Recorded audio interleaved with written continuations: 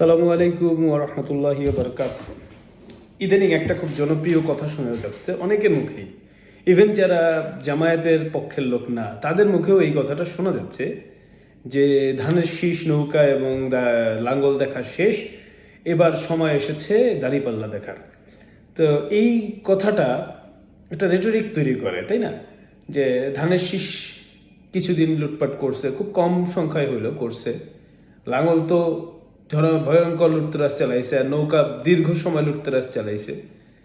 তো দাঁড়িপাল্লা কি এখন সেই লুটতরাজ করার চিন্তা ভাবনা করতেছে এরকম কিছু, নাকি তারা আসলে একটা পরিবর্তন এনে দেবে মানুষের জন্য? যাই হোক, আমি অতীতেও বলেছি, এখনও বলি যে গণতান্ত্রিক যে শাসন ব্যবস্থা, এই ব্যবস্থায় কখনোই আসলে সত্যিকার অর্থে মানুষের জন্য, সাধারণ মানুষের জন্য কোনো সুফল বা কোনো ধরনের কোনো ভালো বয়ে আনে না কখনোই। কোনো দেশের জন্য বয়ে আনতে পারেনি, কখনো পারবেও না। এটা একটা মানুষকে ভালো লাগার অনুভূতি তৈরি করে। এই ভালো লাগার অনুভূতি তৈরি করাটা মূলত মানে একটা কি ধরে এটাকে, একটা চিনি খাওয়ার মতো। আপনি যখন কঠিন পরিশ্রম করলেন, তখন আপনি চিনি যখন খাইলেন, তখন আপনার মনে হবে যে আপনার শরীরে একটা এনার্জি পাইছে, এই জন্য আপনি কাজ করে যাবেন, কিন্তু চিনি আপনার শরীর ভেতর থেকে নষ্ট করে দেবে। গণতন্ত্র হচ্ছে অনেকটা এরকম। যাই হোক, আমাদের যে সব কথার শেষ কথায় আসি, বা সব কথার মধ্যেই একটা জিনিস চলে আসি, সেটা হচ্ছে হাদির হত্যা। হাদির হত্যার বিচার, হাদির হত্যার বিচার না করে বা প্রকৃত অ্যাকশন না নিয়ে আপনি একটা পর একটা দেখতেছেন যে ফ্যামিলিকে টাকা পাওয়া যাচ্ছে, ভাইকে চাকরি, বোনকে এই সেই ফ্যাসিলিটি, নানান ধরনের ফ্যাসিলিটি দিয়া ফ্যাসিলিটেট করা হচ্ছে। এটা কি মানে দরকার ছিল? মানে এটা তো কেউ চায় নাই কোনো কিছু। আর এটা আসলে ধামাচাপা দেওয়ার একটা নীতি। আপনি যদি কাউকে কিছু ধরতে যান, তাহলে ওরা বলবে যে না ঠিক আছে, আমরা তো অমুক করছি, তমুক করছি, এমুক দিছি, টাকা দিছি, গাড়ি দিছি, বাড়ি দিছি, জমি দিছি, চাকরি দিছি, এই টাইপ কথাবার্তা বলবে। মূল কথাটা হচ্ছে, কোনো পলিটিশিয়ান দেখবেন এটার বিরুদ্ধে বলে না। কেন বলে না জানেন? কারণ রাজনীতিতে, বাংলাদেশের রাজনীতিতে একটা একটা একটা এলিটিজম আছে, যে এলিট ঘরানার লোকরাই হচ্ছে তারা সবসময় ক্ষমতায় যায়। এখন হাদি ছিল এটার জন্য একটা চ্যালেঞ্জ। হাদি কিন্তু যথেষ্ট শিক্ষিত, যথেষ্ট সামর্থ্যবান, মানে কি বলে এটাকে, সচ্ছল পরিবার হওয়া সত্ত্বেও ও কিন্তু এলিট ছিল না। অর্থাৎ ওই দেখবেন যে সুটেড বুটেড চকচকা ড্রেস পরা, পাট ভাঙা পাঞ্জাবি পরা, এরকম ছিল না। বরঞ্চ এটার বিরুদ্ধে সবসময় কাজ করেছে। এবং এইটাই কিন্তু দরকার এই দেশে। যদি কিছুটা সফলতা চায় গণতান্ত্রিকভাবে, বা এই দেশের জন্য যদি ভালো একটা কিছু চায়, তাহলে কিন্তু ওই জিনিসটাই দরকার যেটা হাদি করতেছিল। এবং এই জন্যই হাদিকে হত্যা করা হয়েছে। আর হাদিকে হত্যা করার পরে এটার কোনো বিচার বা কোনো কিছু হয় নাই, তার রিজন হচ্ছে এটা। এবার মূল কথা আমরা বলে ফেলছি, হাদির হত্যার বিচার আমরা চাইয়েই যাব। আমরা মাঠ গরম রাখবো। আমরা জানি যে কিছুদিন পরে হয়তো আমাকেও একটা মৃত্যু দিতে পারে, বা আমাকে গুলি করে মারবে না, কারণ আমি হচ্ছে ওই লেভেলের তো না। আমি তো কোনো ইনকিলাব মঞ্চ গঠন করি নেই, বা আমি কোনো ইয়েতেও যাই নেই। আমার যেটা হচ্ছে যে আমি আমার মনের এক্সপ্রেশন প্রকাশ করি ফেসবুকে, ইউটিউবে। এবং এর ফলে যেটা হয় যে আমার মানে পরিচিত সমাজে আমার কিছু আওয়ামী ঘেঁষা বন্ধুবান্ধব আছে, তারা হচ্ছে যাচ্ছে তাইভাবে আমাকে আক্রমণ করে। এই যেমন বলে যে পাগলের ওষুধ খায় নাই, শীতকালে পাগল খেপছে, নানান ধরনের কথাবার্তা বলে। আই ডোন্ট মাইন্ড এই জাতীয় ক্রিটিসিজম। এর চেয়ে অনেক বড় ক্রিটিসিজম নেওয়ার অ্যাবিলিটি আমার আলহামদুলিল্লাহ আছে। কিন্তু আমার কথা হচ্ছে, আমি আমার বয়ান চালু রাখবো।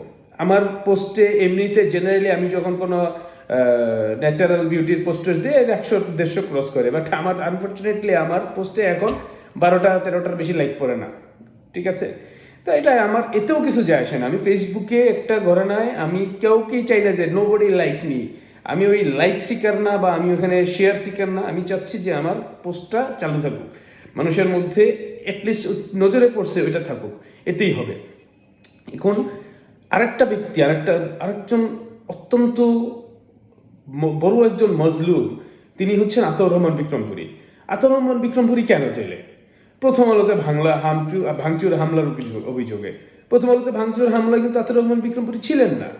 আতাউর রহমান বিক্রমপুরীকে অ্যারেস্ট কেন করা হয়েছে?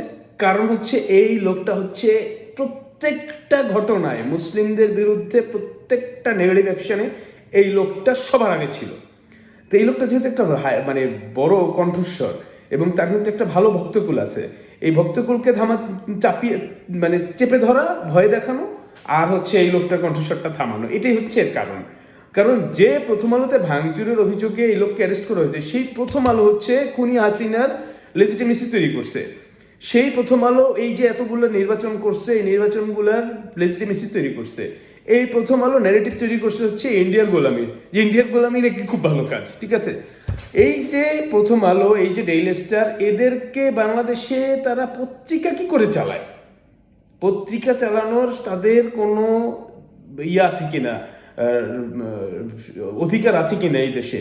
যারা, আপনি কি আপনার যে ধরেন আপনার একজন শত্রু যে আপনার ক্ষতি করতেছে নিয়মিত, আপনার জমির থেকে জিনিসপত্র তুলে নিয়ে আপনার ঘর থেকে দামি দামি বাসন কোসন চুরি করে নিয়ে বাইরে বিক্রি করে দিচ্ছে, সেই লোককে কি আপনি আপনার ফ্যামিলির ডিসিশন মেকিংয়ে আপনি দিবেন, মানে অ্যালাউ করবেন কোনোভাবে?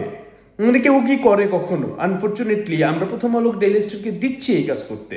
এই যে কিছু লোক দেখবেন, যে কিছু লোক, যে সাংবাদিক নামগুলো এখন আমার মনে পড়তেছে না, একটা তো ধরা পড়ছে, একটা জেলে আছে জামিনবিহীনভাবে, আরো কয়েকটা আছে, খুব উঁচু গলায় তারা বলতেছে যে এই না সেই না, আওয়ামী লীগের ইয়ে ছিল, আওয়ামী লীগকে সারা নির্বাচন করা যাবে না, ইত্যাদি ইত্যাদি।